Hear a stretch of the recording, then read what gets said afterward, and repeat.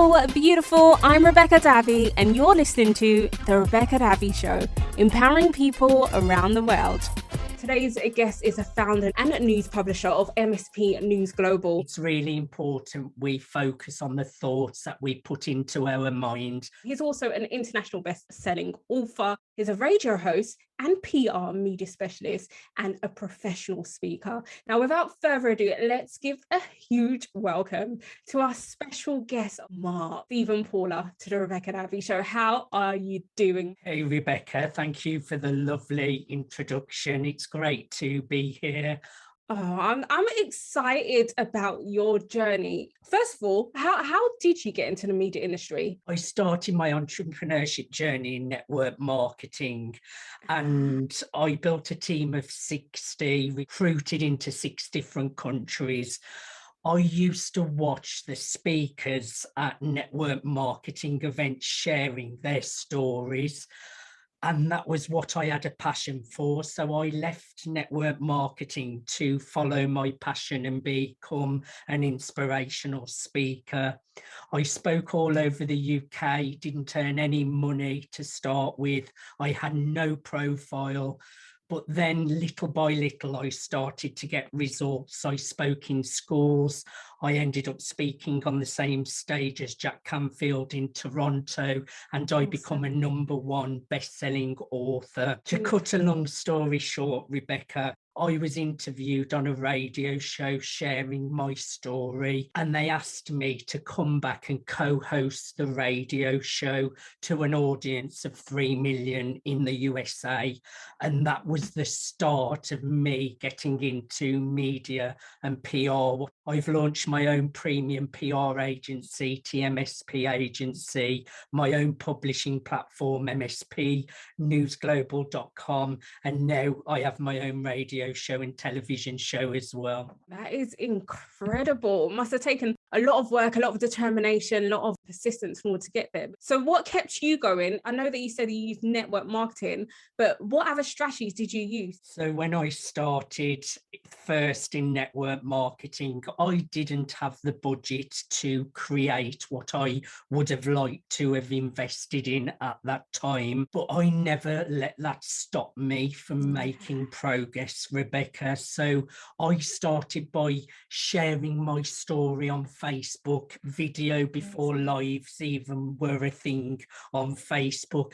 I started blogging, and then I started going to networking events and speaking at networking events. I had so much failure for the first 2 years building my entrepreneurship business. I didn't earn any money, Rebecca, but I kept on showing up.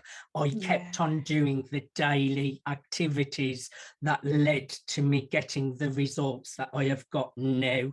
I have invested thousands and thousands of pounds and dollars into my business. First, I invested £7,000 into a business coach.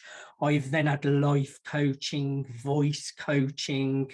I have invested in seminars, events, in products, in services to grow my online business. It's been hard going, and those who make it seem like it's really easy to get to a 6-figure salary overnight, let me tell you, it's hard work. You have to put in the graft, and you have to get a lot of no's before you start getting yeses. Yeah, I love that. You have to get a lot of no's before you start getting yeses. That's so true. I guess that actually pushes you even more, isn't it? I see the no's as like fuel. So every time you hear a no, it's like you have to go even 10 times harder. In the beginning, you take it very personal because you think, am I not good enough? They're saying no to me.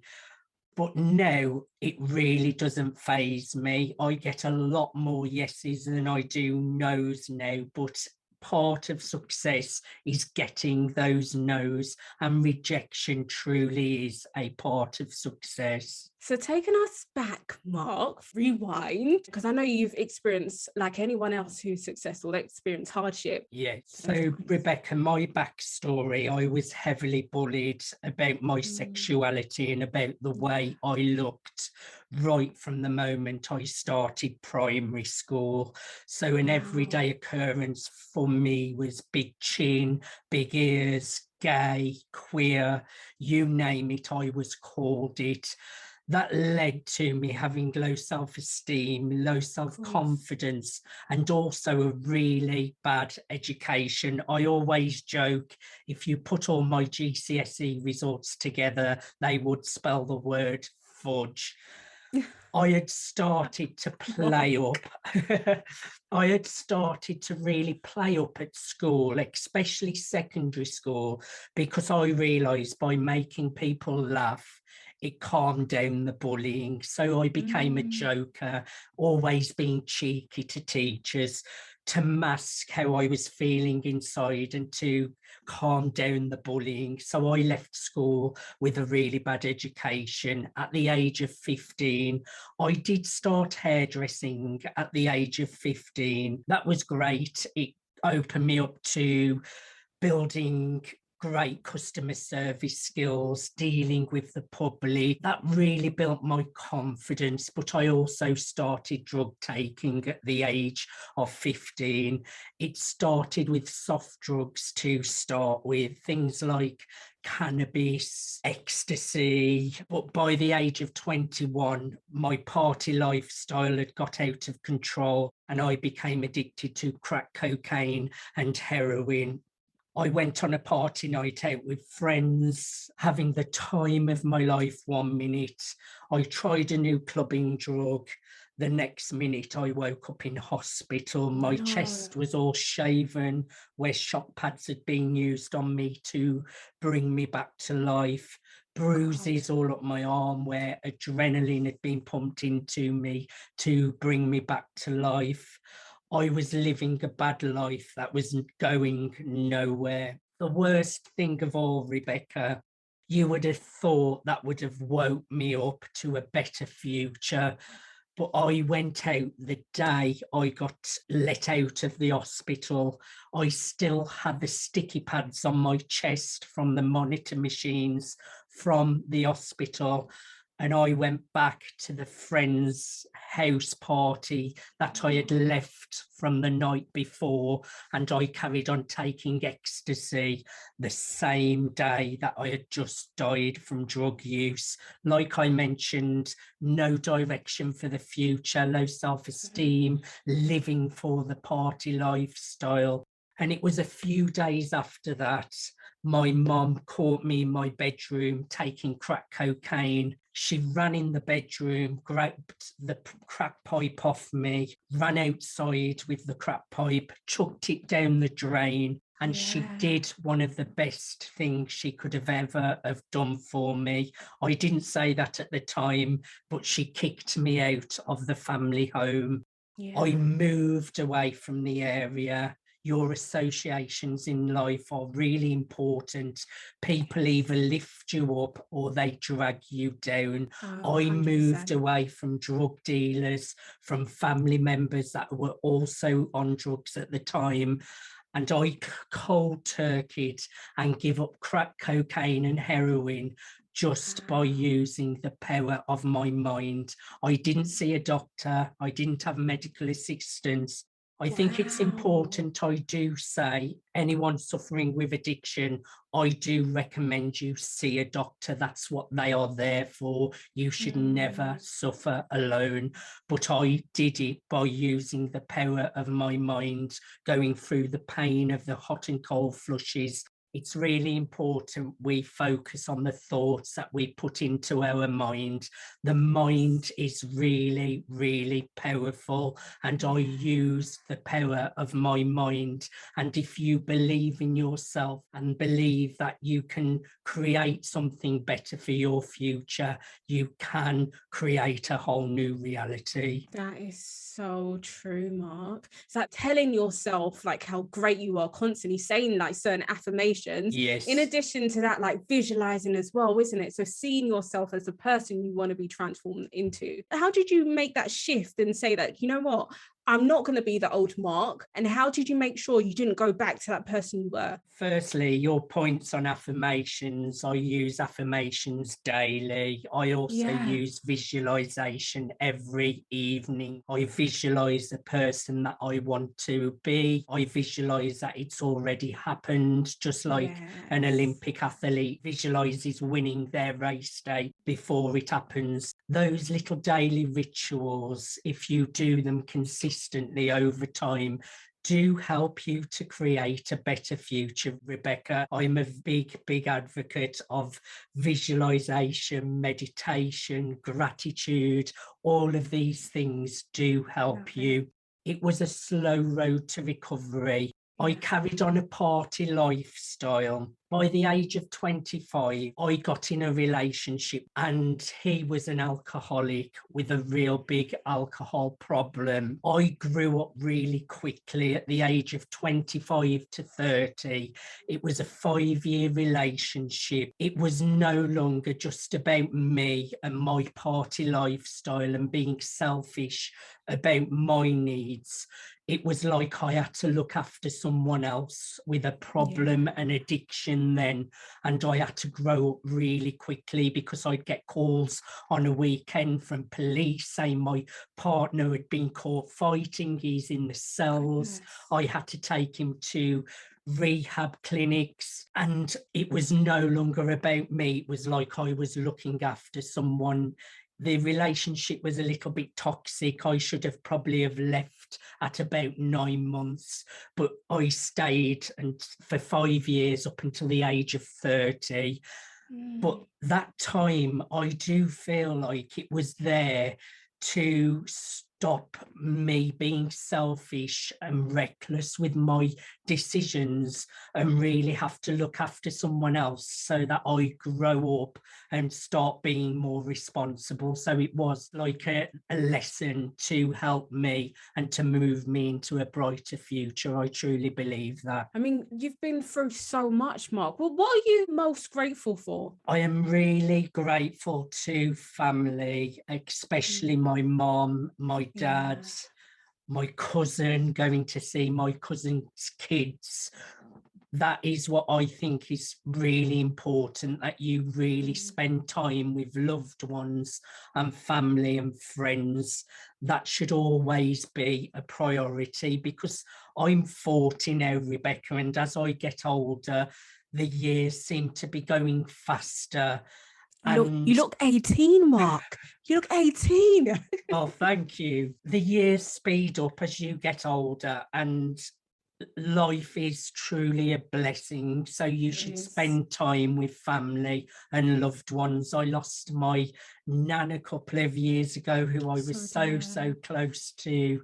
I miss her dearly. It's important to get the balance right, and I feel like the pandemic helped me with that, because before the pandemic I was work, entrepreneur, get results, but it allowed me to really take time to slow down and think, hang on, yes, I'm doing great in business, but I need to get the other aspects of my life in balance. So now I take weekends off, I spend time with family and take all that weekend time to myself. I work really hard through the week, but I'm really grateful to my health, that I'm really healthy, my family.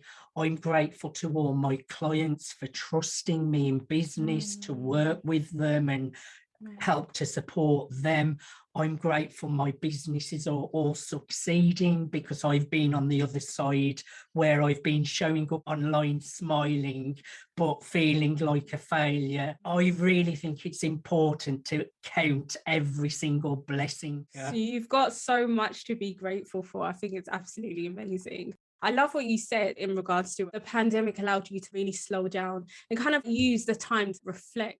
What would you say has been your main focus during the past couple of years? When the pandemic first hit, I was due to fly out to Canada to the Wealth Mastery event with Grant Cardone, Kevin Hart, Kevin Harrington, all really big known celebrities.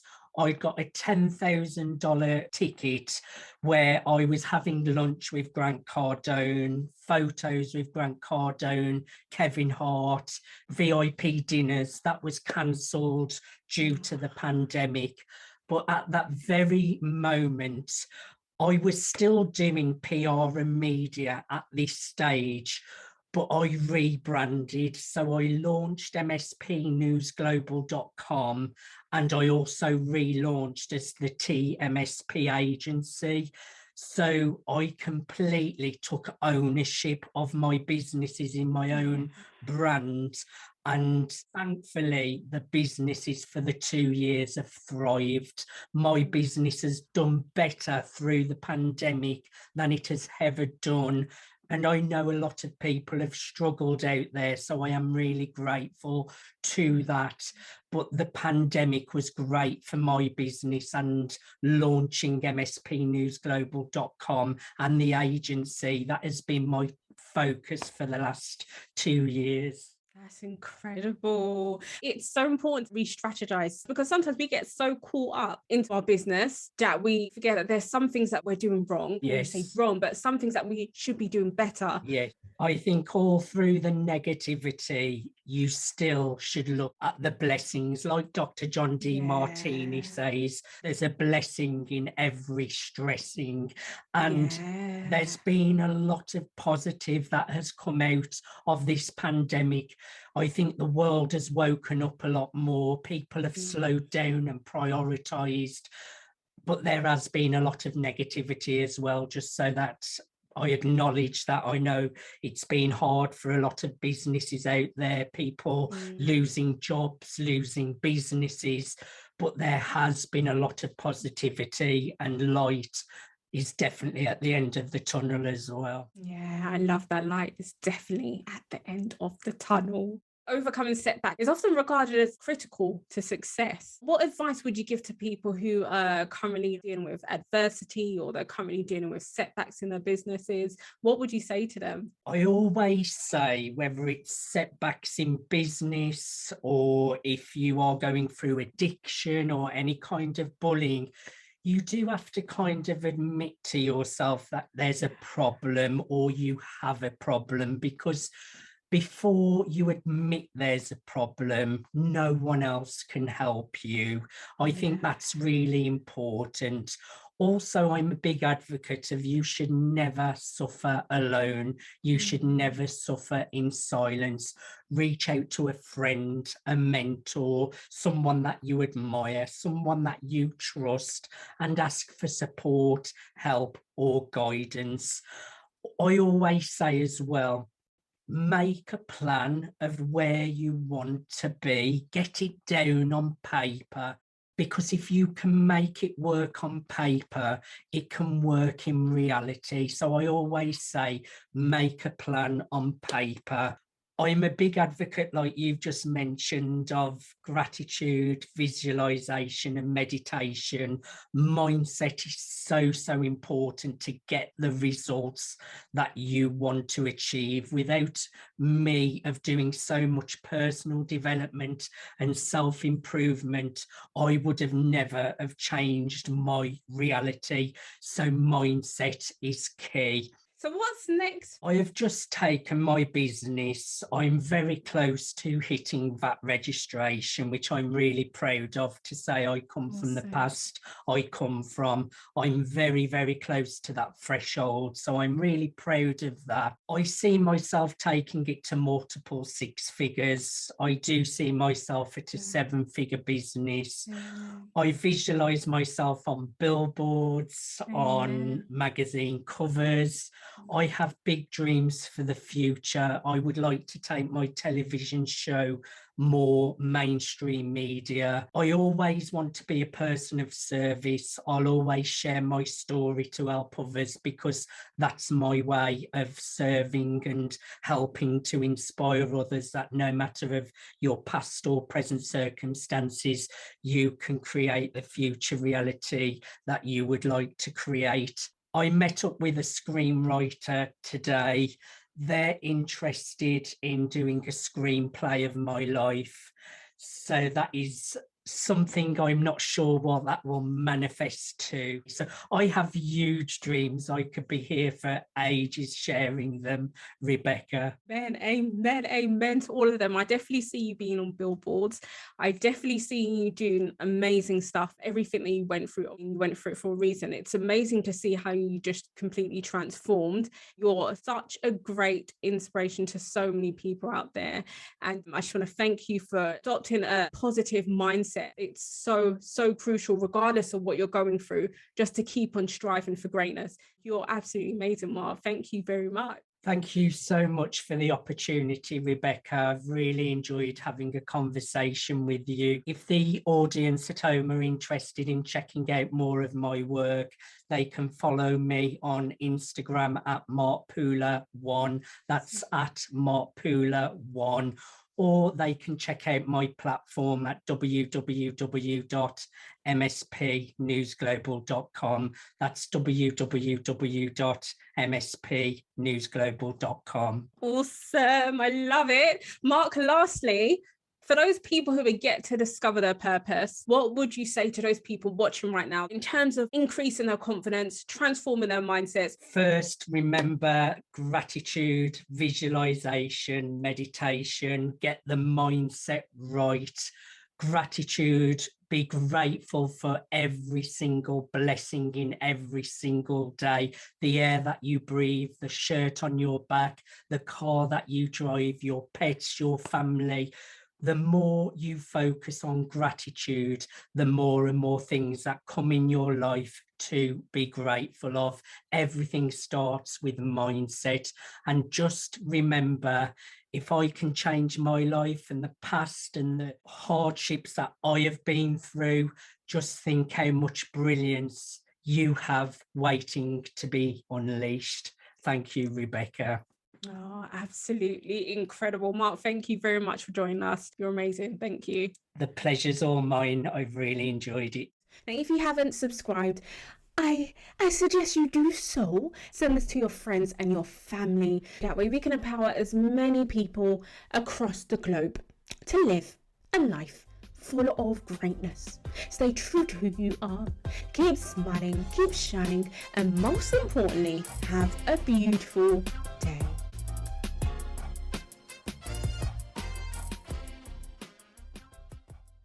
It's like telling yourself like how great you are,